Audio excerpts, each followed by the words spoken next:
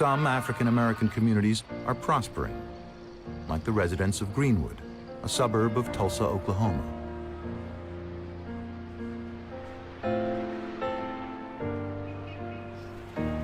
Here, former slaves were given land after the Civil War, and this rare footage shows the thriving town they built.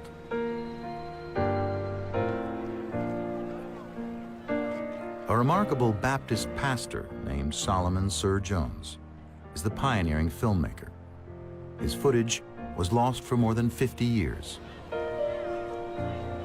Jones captures the bustling life of Greenwood, which could be any American small town.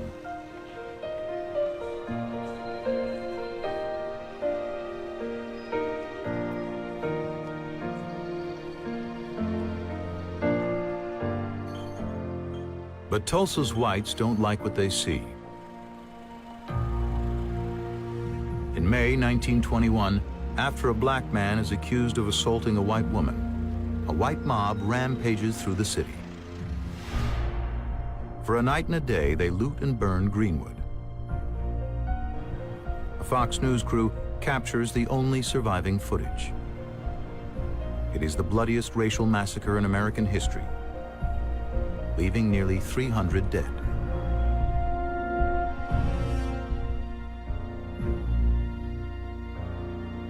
Hello, and good afternoon.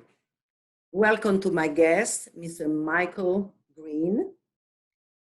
We are in a moment in which we are really living some historical, very unprecedented moments of distress, moments of anxiety, and of worldwide protests against police brutality, against all the deaths by police, which have been happening, against, in general, racism in America. The whole world has seen it, and the whole world is responding. And this is a very unprecedented response, because it's really all over. The fact that on top of all this, Trump, in this precise moment, decides to hold his first election rally on June 20th, which is the day after Juneteenth, which is the day in which it's celebrated the end of slavery. It's the anniversary of the end of slavery, and that he is holding this rally in Tulsa, Oklahoma, which is exactly the place in which in 1921 there was the most horrible race massacre in the history of the United States. This fact makes me feel that in the least he's been a little misguided in this choice. And in the worst of hypotheses, this is a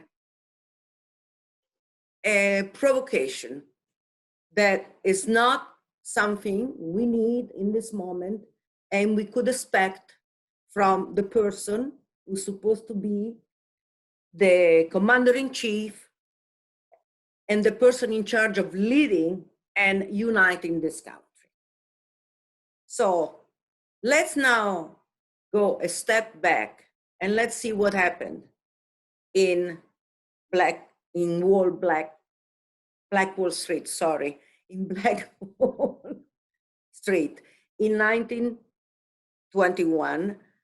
Black Wall Street is also the title of the play that Mr. Michael Green, our guest, welcome, has produced and has directed, and that it tells all the events that happened in that terrible massacre. So Mr. Green, welcome to our show, and thank you for doing all the beautiful pieces that you do, because you haven't just done that, you've done many other historical pieces. You've done some pieces about MLK and many other that I've seen and that are all very beautiful. So let's go back in history and tell our viewers what was Wall Street? When was it established? And why was it called Black Wall Street? Thank you, Maria. Um, Black Wall Street was the name given to a town in Tulsa, Oklahoma called Greenwood, which was established around 1906. It got its name ultimately from, well, the name became Greenwood, named after a town in Mississippi. One of the founders had visited Greenwood and was impressed with what they were trying to accomplish even there, and had plans to duplicate that in Tulsa, Oklahoma.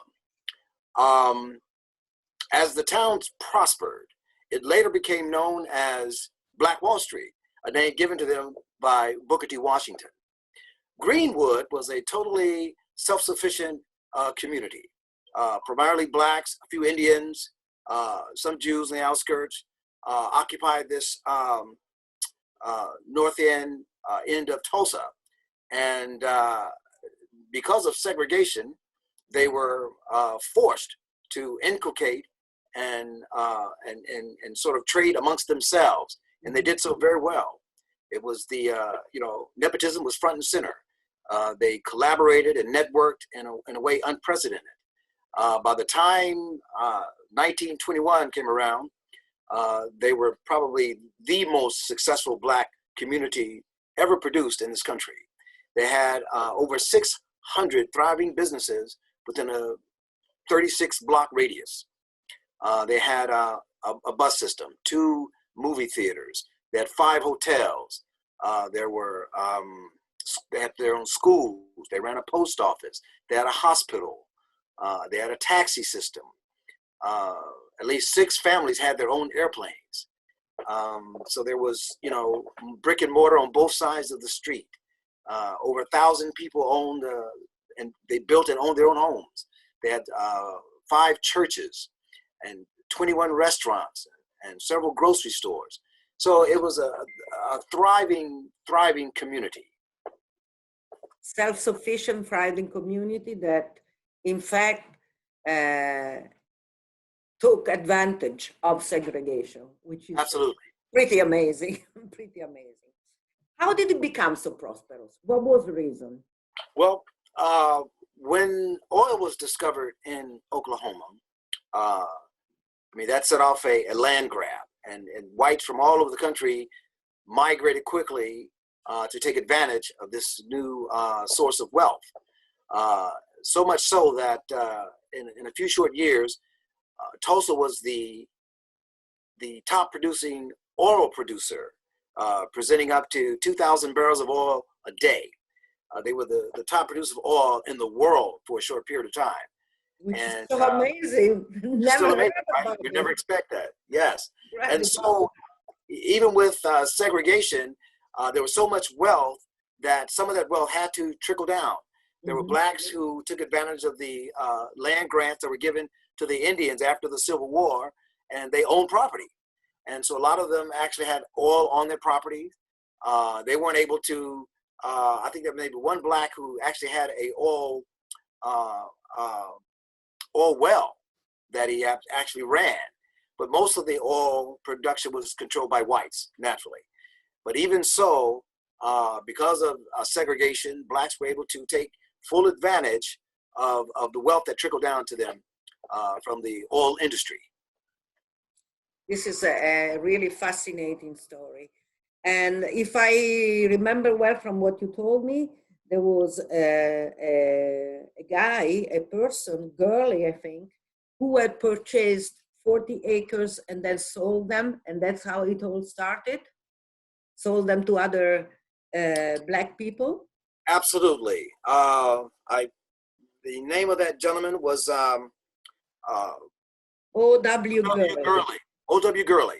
Yes, he bought 40 acres of land, and it was his contention that the land be resold and developed by other Blacks. So he was very significant, and that was the original landmass that became Greenwood. As a matter of fact, he was one who actually named it Greenwood. It is really fantastic. So how successful was it? Because you said there were all these incredible businesses. And then what happened? Which years we're talking about? It was founded in 1906? 1906, and they built steadily, over time, so that by 1921 it was a fully realized society, a city within a city, if you will. And the population was about 10,000 in 1921. And like I said, they had churches, they had their own schools, businesses across a wide spectrum. And although some of the residents had to work downtown where they were discriminated against, they could not shop, they could not eat, but they were able to go and work as domestics, shoe shine persons, and other, sort of trivial jobs that they did. They were still quite skillful. So a lot of the carpentry work was done by a lot of these residents of Greenwood. And so they took full advantage of that and said, well, we can't buy downtown. We can't, integrate downtown. We don't need to. We're going to do it all right here at home in Greenwood. And that's what they did. Perfect. It was perfect for them. So what happened? What sparkled this massacre?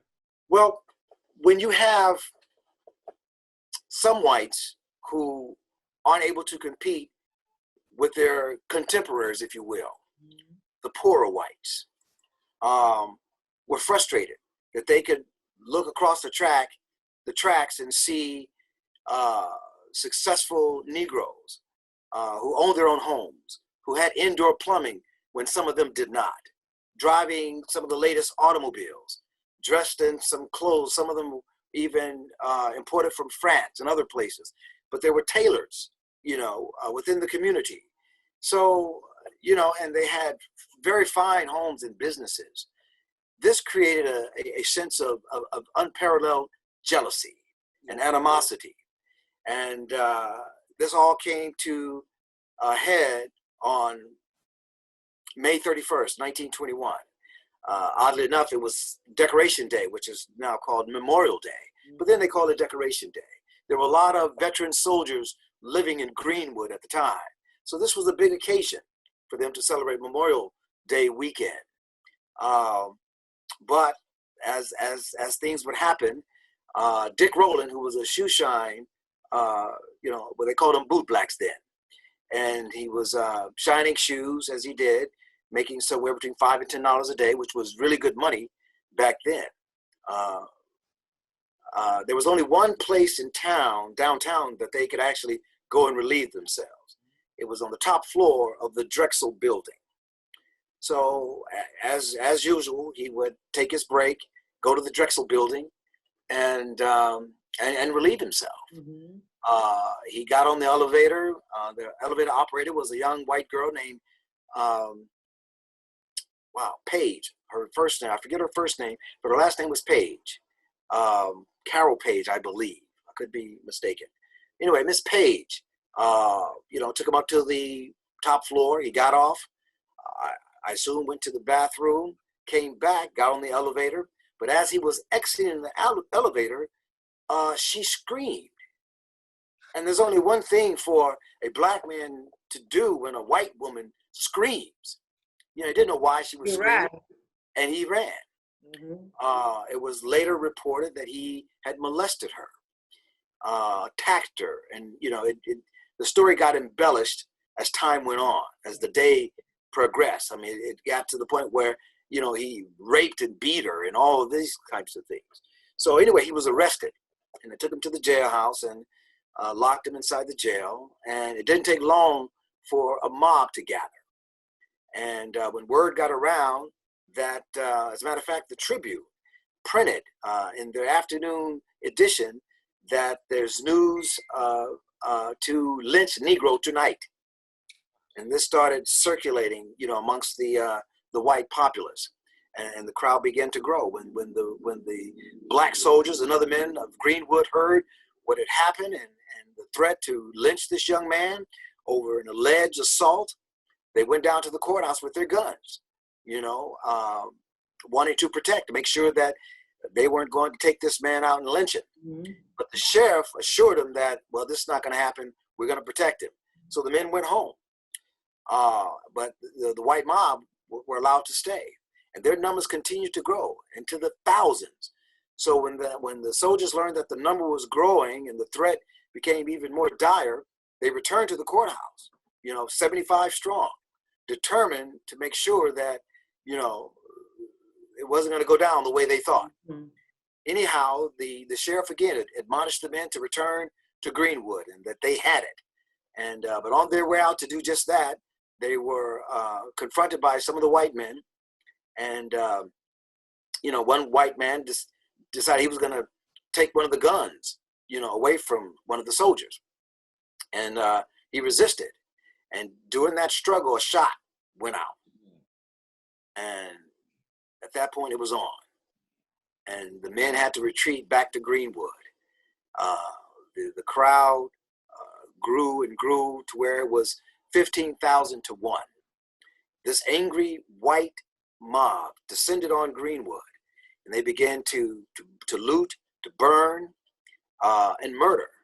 The police began to arrest and detain, some of the men from Greenwood, and put them in detention centers. This gave the white mob, full freedom to go in and ransack and to loot. They didn't just burn. They stole money from the bank.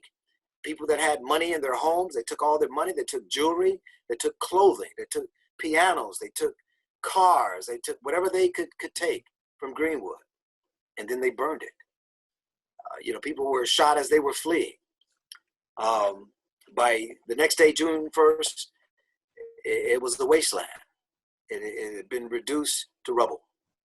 This is terrible. Because what you say about a white woman saying something and being believed, unfortunately, we just had an incident not so long ago in Central Park. So not so much has changed, unfortunately not. We only have one more minute. Wow, time flies when you're having fun. Yes, I hope it's right, because here it says 26 minutes. Already? It Wow. doesn't seem to me so much. Because I wanted to ask you what happened afterwards, because I know that the NAACP and other township in Oklahoma came in and helped. Well, afterwards, right? Afterwards, there was promises to help. There was, public outrage, but it wasn't sincere because the city didn't do anything initially to really help the residents. Many of the townspeople, especially the men, were still detained. And because they were missing from their jobs, those that had jobs in the downtown, Mm-hmm. causing, a interruption into their economy. White people had to come and petition to get their workers released. And so, yeah, and you had to have a ribbon, or stating that you work for so and so, or some type of insignia. Else you couldn't be free to move about. So remind you of what they did with the Jews and during World War II. So not only are they the victims of a white riot, which is how it should accurately be called. They call it a race riot as if it were mutual. The black citizens were only protecting themselves. The white people were looting and murdering and pillaging, and so it was a white riot, if you want to get it correct. And so here it is to have this atmosphere of intimidation. There are many people who fled, never to return. There were businesses that never got a chance to rebuild. They did rebuild, but it was never the same. Yeah. If you shatter a glass and try to put it back together, it's never going to be exact. There'll be pieces missing, jagged edges. It was never the same. And that needs to be pointed out. What they stopped a momentum. They stopped a movement, something that could have replicated itself all around the country. You know, they were, I mean. We could have had a country in which people coexisted in peace without having all these tensions that have been ravaging this country. Because, I mean, racial profiling, racial discrimination and so on, it's a fact that I noticed being not European, being Italian, which is a specific type of European, coming here, I feel it. This is one of the things that is hurting more in this moment, is this.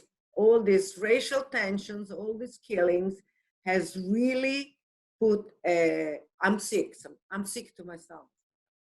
Yes. The COVID didn't do that. No. All this did that. Yes, yeah. That's really bad. That's really, we are living in a very difficult situation. But the fact that the world is listening, the world is watching, and the world is watching America, what are you doing? Because the young generation that are protesting for the majority, they have not lived through these events that you have been talking about. And so now, when they see it, because now the difference is now we see them. They were happening before, but we didn't see them. We heard about it, but we never saw it. Now we are seeing it. And those graphic images are so strong that these young people are saying, oh no, that's not gonna happen. We are not gonna accept that. This is not the world I want to live in.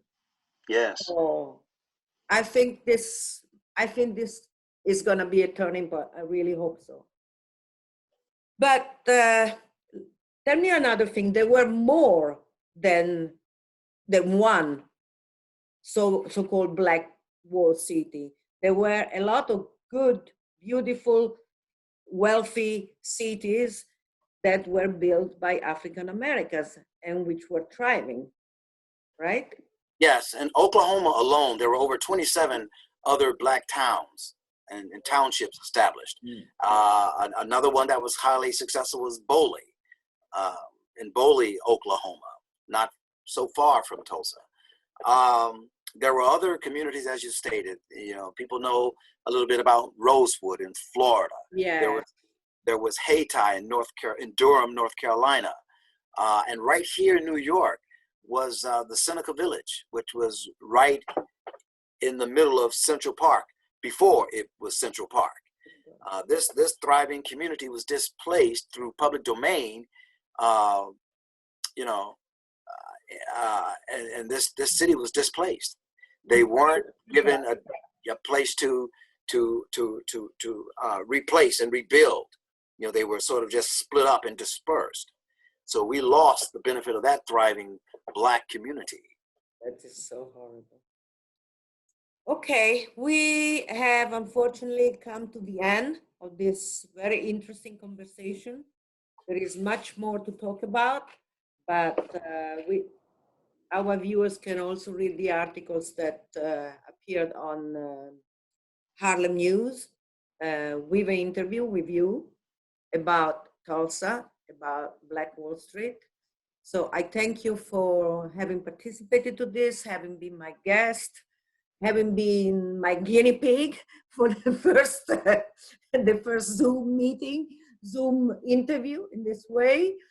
I hope it will look okay, good enough, because the interest is a lot.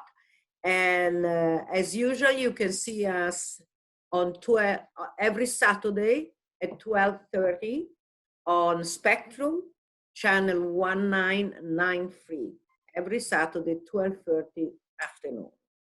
Thank you for being with us. Thank you, Mr. Michael Green. You're welcome. Thank you. Some African-American communities are prospering, like the residents of Greenwood, a suburb of Tulsa, Oklahoma.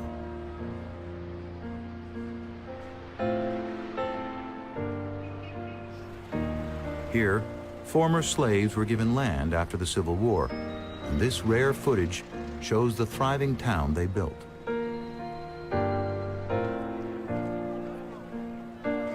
remarkable Baptist pastor named Solomon Sir Jones is the pioneering filmmaker. His footage was lost for more than 50 years. Jones captures the bustling life of Greenwood, which could be any American small town.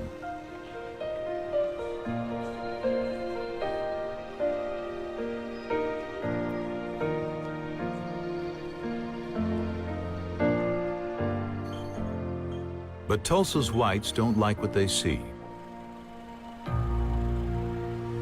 In May 1921, after a black man is accused of assaulting a white woman, a white mob rampages through the city. For a night and a day, they loot and burn Greenwood. A Fox News crew captures the only surviving footage. It is the bloodiest racial massacre in American history, leaving nearly 300 dead.